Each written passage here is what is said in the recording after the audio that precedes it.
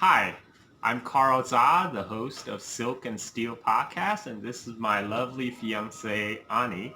We are in our Bali courtyard to talk about the latest controversy, quote unquote, on Twitter about me.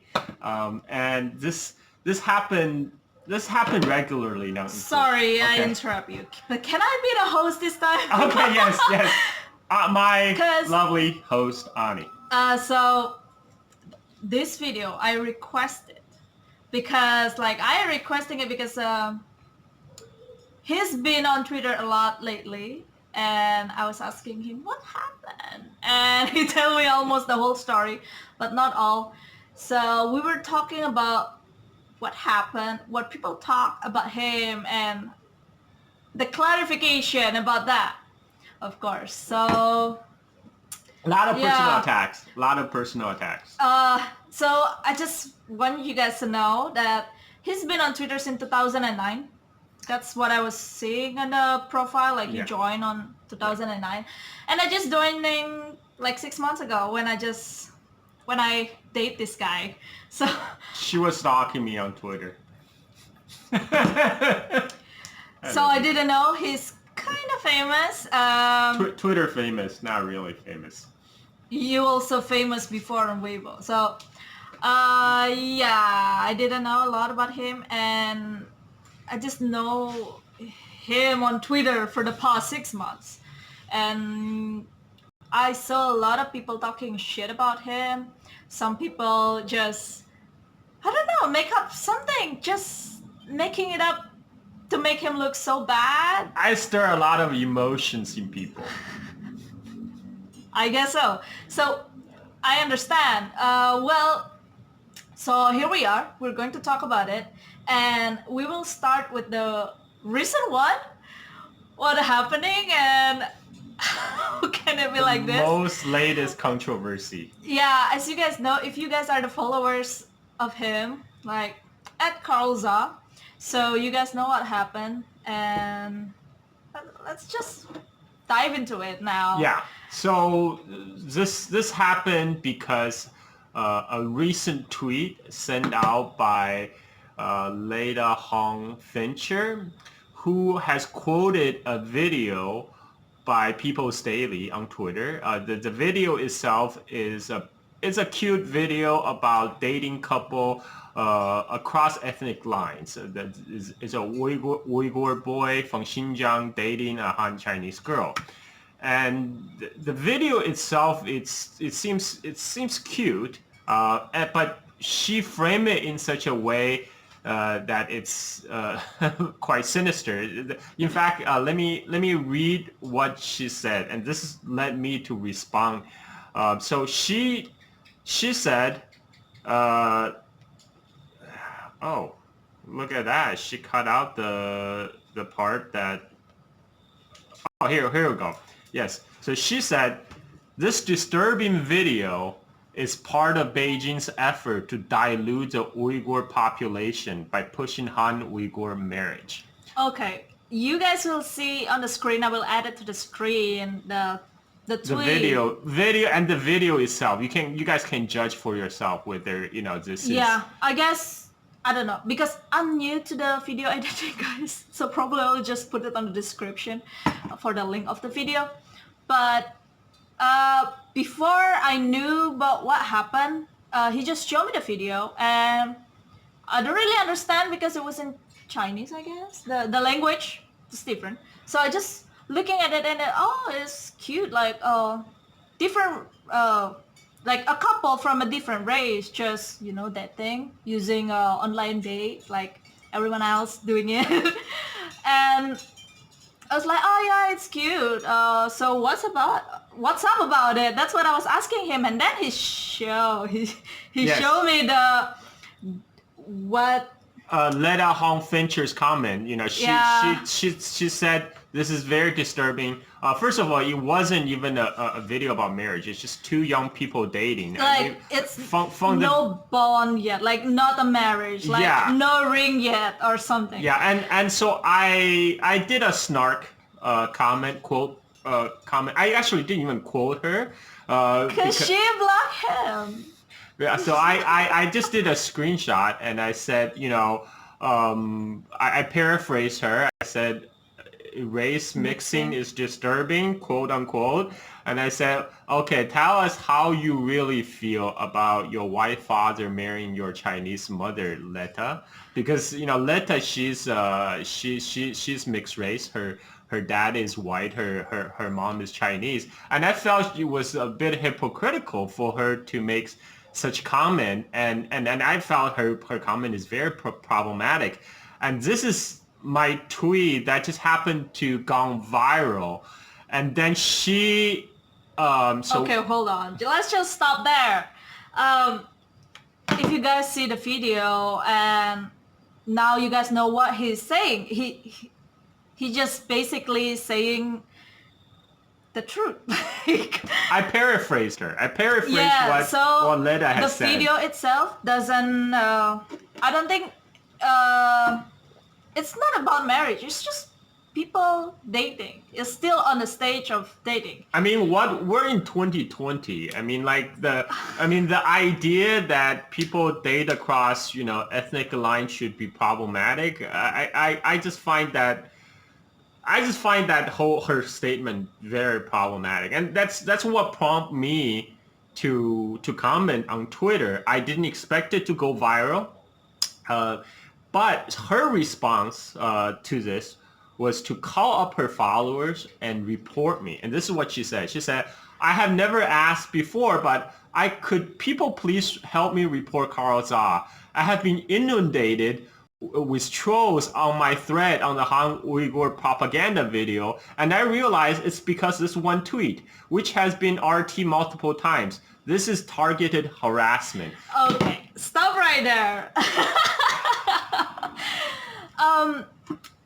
Sometimes I'm not, honestly, I'm not into politics. I'm not into this kind of thing before, and I prefer not to. But when I just look at it, and it's just so weird to me. Like on the video, it clearly didn't put any message, like clear message that, hey yo, you need to, dilute your gene into other people, like mixed race, couple, marriage, everything, have other babies. Just for background, I am Chinese. I'm ethnic Chinese. I was born in China but grew up in the United States. Ani here, she's born and raised in Bali, so she's Balinese. We are dating across cultural ethnic ties right here. Okay, let me make clear.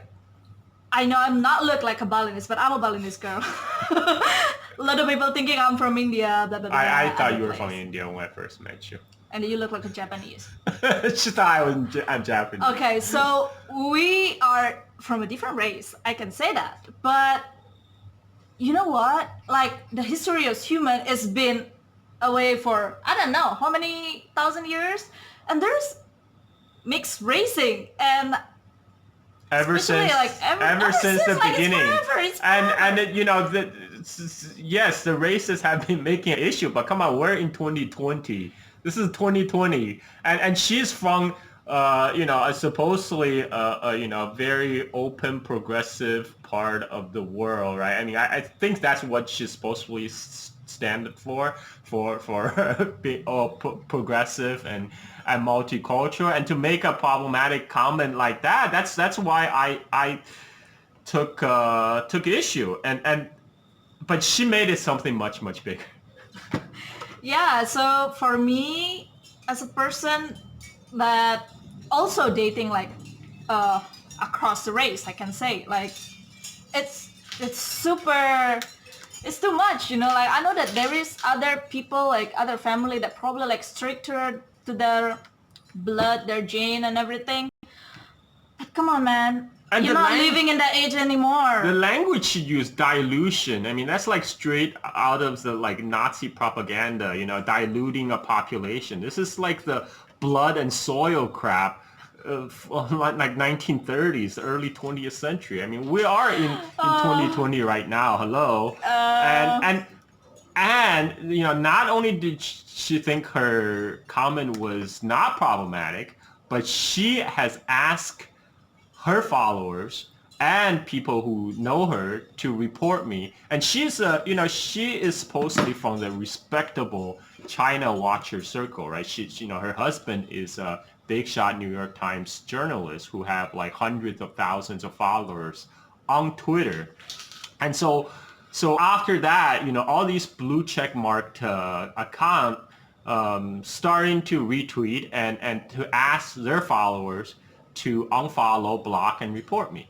And this is also because I do not have verified account. I am. I'm trying to tell him to do it since like the first month I know he is famous on Twitter. Because they're really taking advantage of the fact that I am an unverified account, so I'm more susceptible to mass reporting. They know the rule. They know how it's played. And all these people, these so-called China watcher community, they like to talk about freedom of speech, how Chinese people... Then why you block people? Why you reporting people? And here I am. Is that obvious? Like, you guys telling people that you're, freedom to speech. Maybe for people who have the same idea about you. Yes. Maybe, but when somebody is different than you, they will be like, just shut that people. Yes, freedom of speech for people we like, but not for the for the people who disagree with us. I mean, this is I thought this is just ridiculous, but this is not an isolated incident. I have been ever since I gathered a following on Twitter, I have been targeted attacks like this. It's like a regular occurrence now. Every half year there's a dog pile by all the China watcher community. I don't, for some reason, all the Western China watchers, all these China expats, they hate me with passion. Maybe because I am you're actually saying something that is right. Like some people, maybe because I'm a Chinese guy, I'm raising a Chinese voice. Maybe they're not used to that. It's not a voice of opinion that they like and the opinion they're used to, and then what they respond to is, of course, they leverage their large amount of followers trying to shut me down. This is how it plays out. And of course, on top of that, there are a lot of ad hominem attacks, right? They call me a troll, they call me idiots, but it's never about what I said, or what I like attack me on my arguments, on my ideas. When you attack me on my person, I know you don't have arguments. You cannot argue. That's basically happening. It's like, it's just so funny. Cause, okay, can we talk about the Photoshop tweet? Oh yes, you can talk. So there have been so I have been since I have participated in discourse on Twitter, and since I've been running my own podcast to talk about China. China is under spotlight right now because the United States currently is initiating a Cold War 2.0 against China. I felt it's more important for me to speak out on this issue. So I have been talking about making my opinions known on controversial issues like Hong Kong, like Xinjiang. And there are many people who don't like what I say, but instead of attacking my arguments, they attack me as a person. I will show you guys the tweet that... But before that, I just like to go all the way back, okay, to like when this dog pile really started. This started back in March 2019. So I did a podcast on my previous Patreon site, Clash, I did a 3-hour podcast about situation in Xinjiang. By the way, I do plan to do an update on the Xinjiang situation in my new podcast, Silk and Steel. It will be coming out soon, so keep an eye out on that. So someone write a whole Twitter thread about how I am basically the mouthpiece of the Chinese Communist Party. And then this was retweeted again by many quote-unquote respectable China watchers and journalists. One of them is a former New York Times journalist, Howard French, and his quoted tweet was, "This sort of thing is proliferating on Twitter. Influence operation masquerading as amateur hosting and curation operation on China-related topics." So he's straight up calling me a Chinese influence op. I don't even know what that means. And then, after he got called out by other people, on presenting the evidence that I am a Chinese communist agent spy, he backed off, but instead of offering an apology, this is what he said. He said, "I spoke at the level of loose impressions, certainly not on the basis of proof," which means he has none, which is all but impossible. Hasty on my part. My main concern, though, has nothing to do with that individual, but with certain others who hold forth here in ways that strike me as Wu Maodang style. In other words, he doesn't know me. He doesn't know anything about me. And here he is as a very influential China reporter representing, formerly New York Times. He's calling me a Chinese spy, right? And this has consequences, because right after that, I was getting anonymous thread on my direct message on Twitter. This is creepy, guys. Like, this is real creepy. I got a guy said, "Hey, buddy," and then he sent me a image from the outside of my residence in California. So it was like your place, not your yes, house, yes, right? yes, and that's that. So I later realized, he probably somehow find my address and found this image on Google. But still, and he said, "Does this address mean anything to you?" It's a very implicit threat. Yeah. And then look at this Twitter account. It has 0 tweets, 0 following. So it's just a dummy account. It was a burner account created just to send me that threat. And it didn't. But it did not even end there, right? So the China watcher community, quote unquote, has since been trying to get me banned from Twitter. And this happened again when I was in China, just before I came to Bali last year. So it was about July last year. One of the guy who, one of the think tankers who work for Matt Schrader, he literally works for a think tank that's funded by all the by literally U.S. government, and he's calling me a shill, right? A shill for the Chinese government. I'm like, you are actually getting paid by U.S. government and U.S. arms manufacturing. You are calling me a shill? I'm not getting paid, okay? And so nobody want to do things for free. And so he reported me, and he bragged about it on his tweet, because one day I was visiting my friend in Guangzhou, China in July, and I woke up, I couldn't log into Twitter, and I didn't think too much about it. I thought maybe it's internet connectivity in China, maybe it's because China blocked Twitter, I have to use VPN, maybe there's some issue with VPN. But then my friend got on Twitter, he said, "Oh crap, take a look at this." So it turns out Matt Schrader reported me, and he bragged about it on his tweet. He said, "What are wonderful things to wake up on a Saturday morning. Good for Twitter to take action against someone who repeatedly spread information about what's happening to Uyghurs in Xinjiang."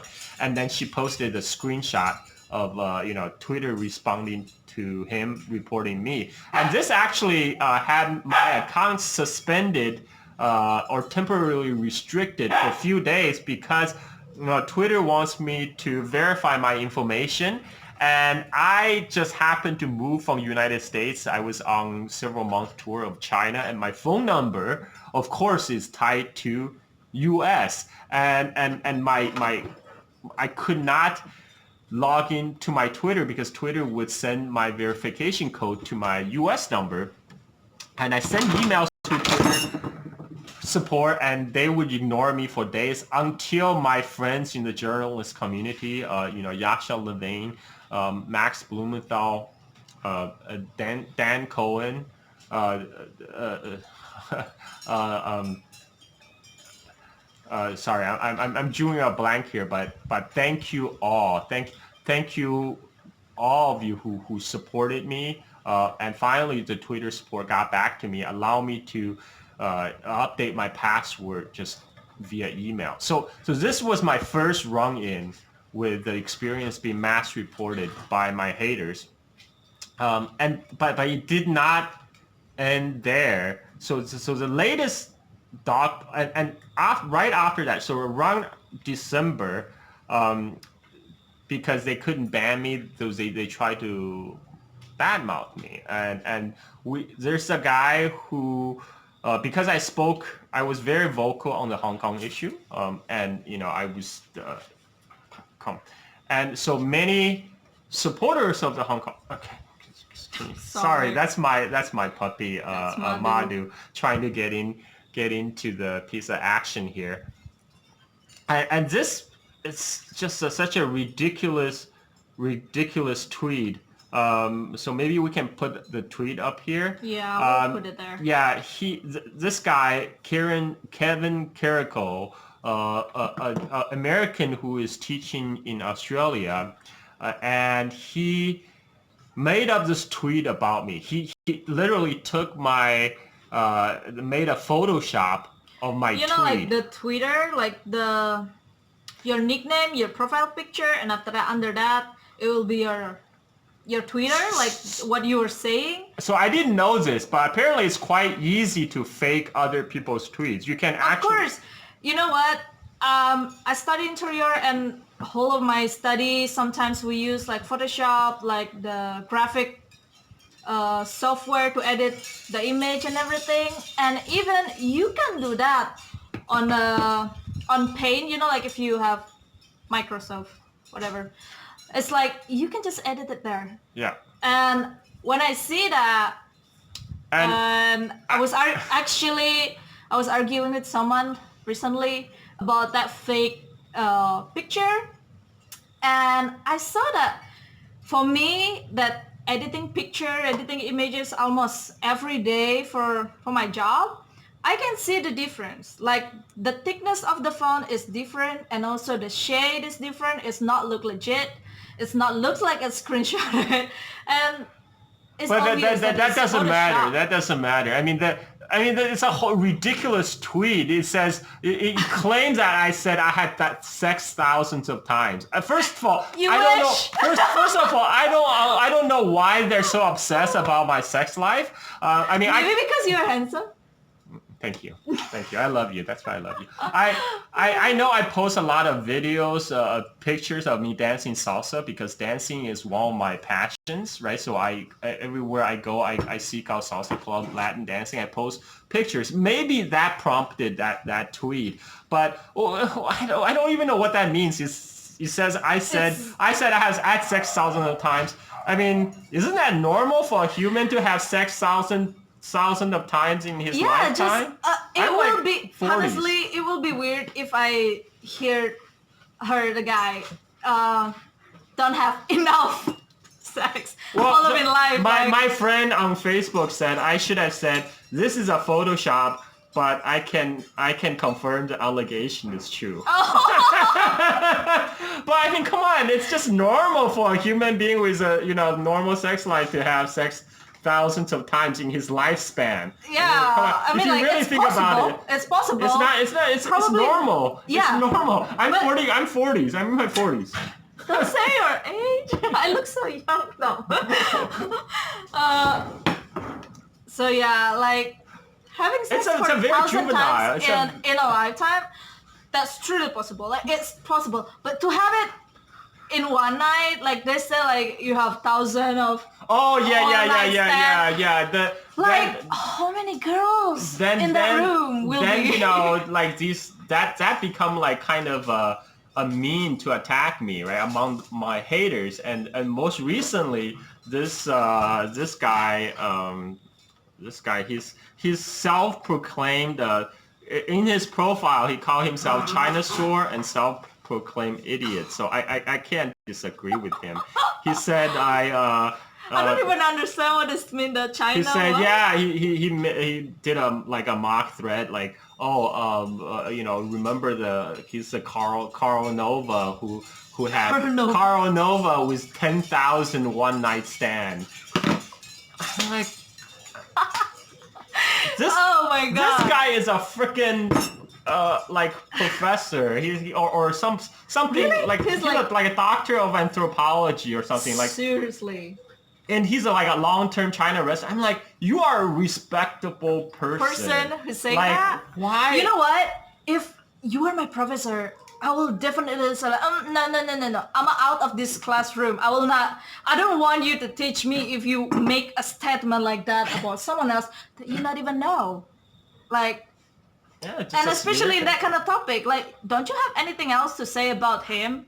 Like, attacking him. They like so personally like about I said, that? like they can't attack my arguments or attack my person. But I mean, I don't know what they're trying to achieve. You know, I'm happily together with my fiance Ani. And you know, I don't know what you guys are trying to prove. Maybe you guys need to ask me.